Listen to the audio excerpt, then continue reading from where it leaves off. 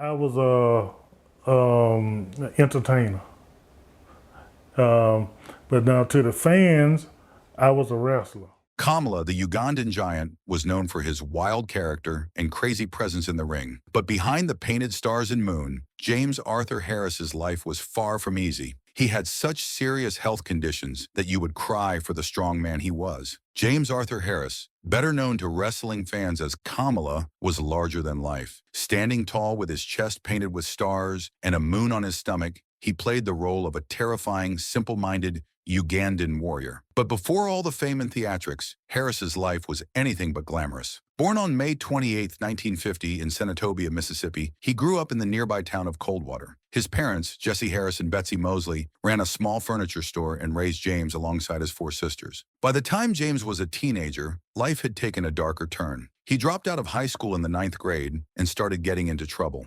Petty theft became a habit, and soon he was a known burglar in his small town. In 1967, things came to a head. The local police gave him a chilling ultimatum: leave town or else. And back then, or else wasn't something you wanted to test. So James packed up and left Mississippi, hoping for a fresh start. James relocated to Florida, where he took up odd jobs, driving trucks and picking fruit to make a living. But life had something unexpected in store for him. At 25, he moved again, this time to Benton Harbor, Michigan, where fate brought him face to face with legendary wrestler Bobo Brazil.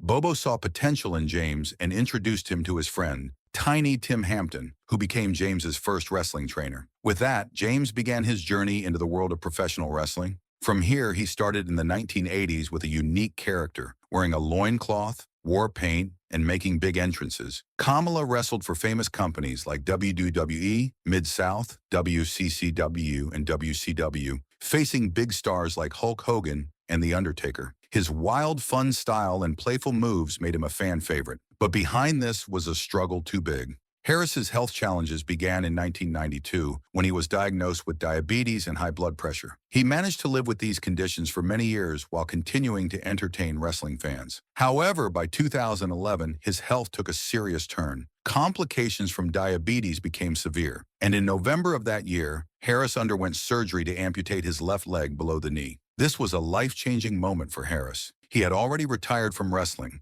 partly because he chose not to undergo dialysis treatments. Losing his leg added another layer of difficulty to his life. Sadly, just a few months later, in April 2012, his right leg was also amputated below the knee due to the same complications. For most people, such losses would have been overwhelming, but Harris showed incredible resilience. He didn't let these challenges stop him from moving forward. After his amputations, Harris needed to find ways to adapt and support himself. He turned to his creativity, crafting and selling handmade wooden chairs. This allowed him to earn money and keep himself busy. In addition to his chair making, Harris relied on disability checks to cover his basic needs. Fans who remembered him as Kamala stepped in to help. A fundraising campaign was launched to provide financial support, and many people contributed to help him manage his expenses. Harris, in turn, continued to find new ways to connect with his fans. By 2014, he had written a book about his life, sharing his story with the world. Despite all the hardships, he remained determined to live with dignity and purpose. Harris's life took another dramatic turn in 2016 when he joined a class action lawsuit against WWE, the company where he had spent much of his wrestling career. The lawsuit claimed that WWE had failed to warn wrestlers about the risks of traumatic brain injuries they could suffer during their careers. The legal case, led by attorney Konstantin Kiros, was part of a larger effort to hold WWE accountable for the injuries experienced by many wrestlers over the years. It was a bold and courageous move for Harris to be part of this lawsuit. However, in 2018, the case was dismissed by a Connecticut judge. Some speculated that his involvement in the lawsuit might have impacted his chances of being inducted into WWE's Hall of Fame, despite his undeniable contributions to the wrestling world. Even though the lawsuit didn't go in his favor, Harris's participation showed his willingness to stand up for himself and others, even when the odds were stacked against him. By 2017, Harris faced another health crisis. In November, he needed emergency surgery to remove fluid from around his heart and lungs. The surgery was life-saving, but it left him on life support. For days, Harris's family and fans anxiously awaited updates on his condition.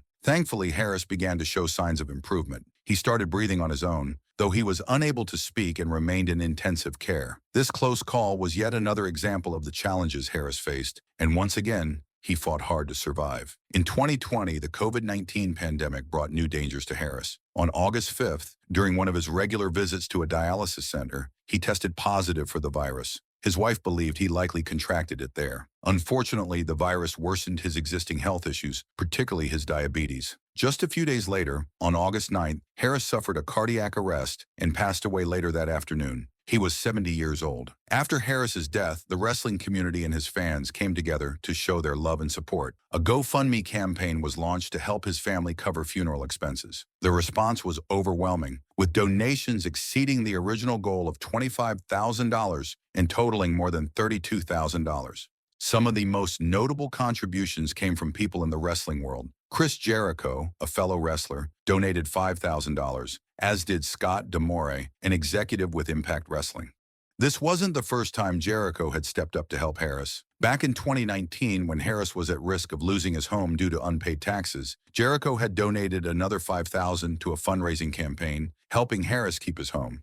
James Harris's life was filled with both incredible highs and heartbreaking lows. As Kamala, he became one of wrestling's most unforgettable characters, entertaining fans with his unique style and captivating presence. Off the stage, his life was much harder. From serious health problems to financial struggles, Harris faced more challenges than most people ever will. But through it all, Harris showed remarkable strength and perseverance. He never stopped finding ways to move forward, whether it was by crafting chairs, writing a book, or standing up for himself in court. His story is a powerful reminder of how resilient people can be, even when life seems impossibly hard. After his passing, the love and support from fans, friends, and the wrestling community made it clear just how much Harris had touched the lives of others. If you are a true fan, please stay a little longer and experience the rundown of his massive and iconic career. Thanks. Kamala, born James Harris, first stepped into the wrestling world in 1978, but it wasn't the terrifying figure we know today.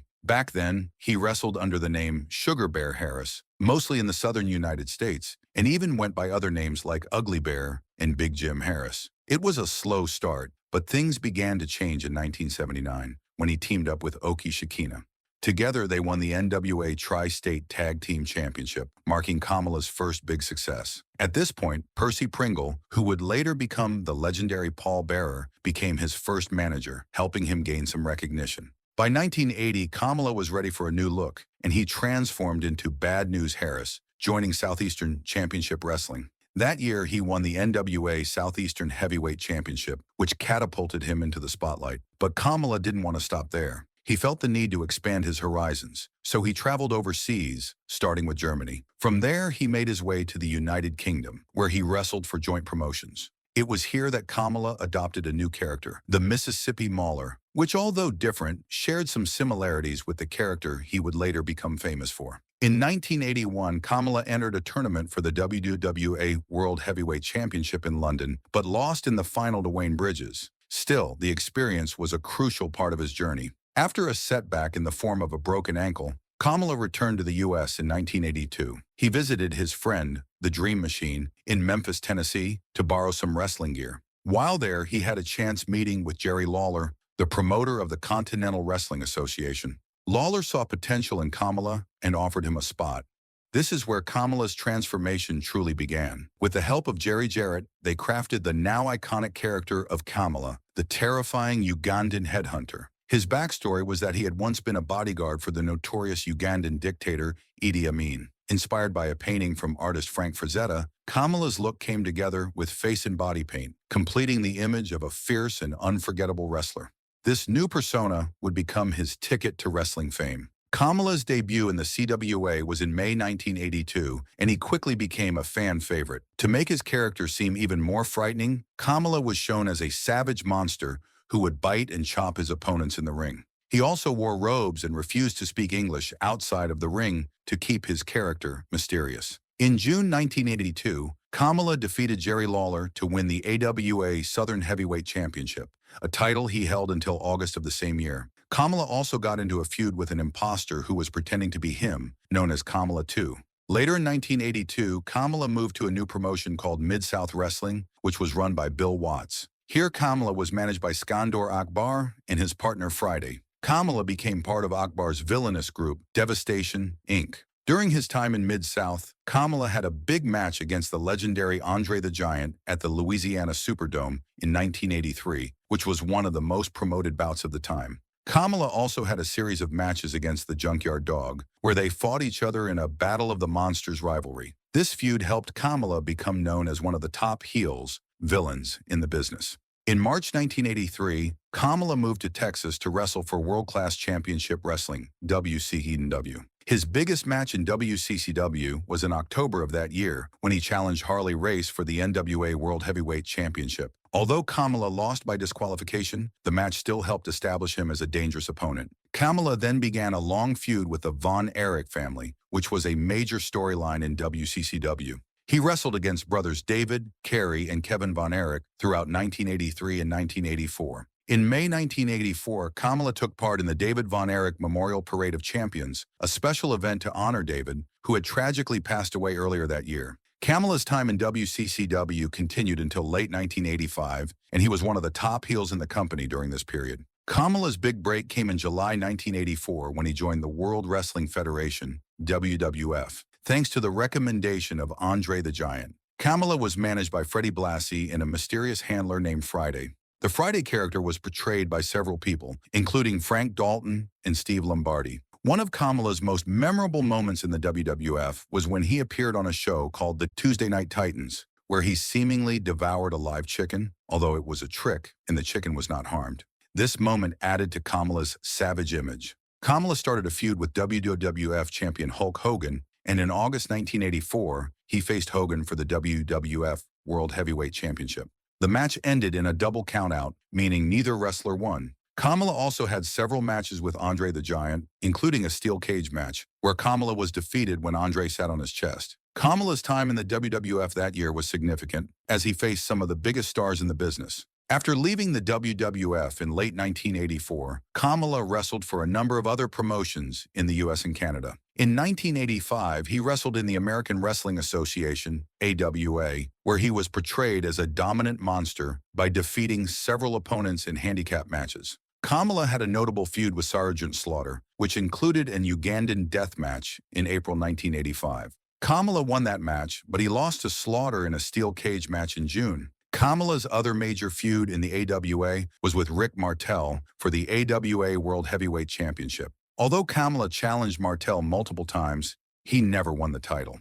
Kamala also wrestled for Jim Crockett Promotions in 1985, where he unsuccessfully challenged Magnum TA for the NWA United States Heavyweight Championship. Later that year, Kamala made his first tour of Japan, where he wrestled as Giant Kamala and teamed up with King Cobra. He returned to Japan in 1986 and also had a short stint in Montreal, Canada, with the Lutte Internationale promotion. Kamala returned to the WWF in July 1986, where he was now managed by the Wizard and a new handler named Kim Chi. Kamala continued to be one of the top villains in the company, and in 1986 and 1987, he had a series of matches against Hulk Hogan for the WWF World Heavyweight Championship. These matches were some of the biggest of Kamala's career. In 1987, Kamala started a feud with Jake the Snake Roberts, who used Kamala's fear of snakes as part of the storyline. Kamala defeated Roberts in their feud, thanks to interference from the Honky Tonk Man. Kamala also formed a tag team with the Wild Samoan Sika,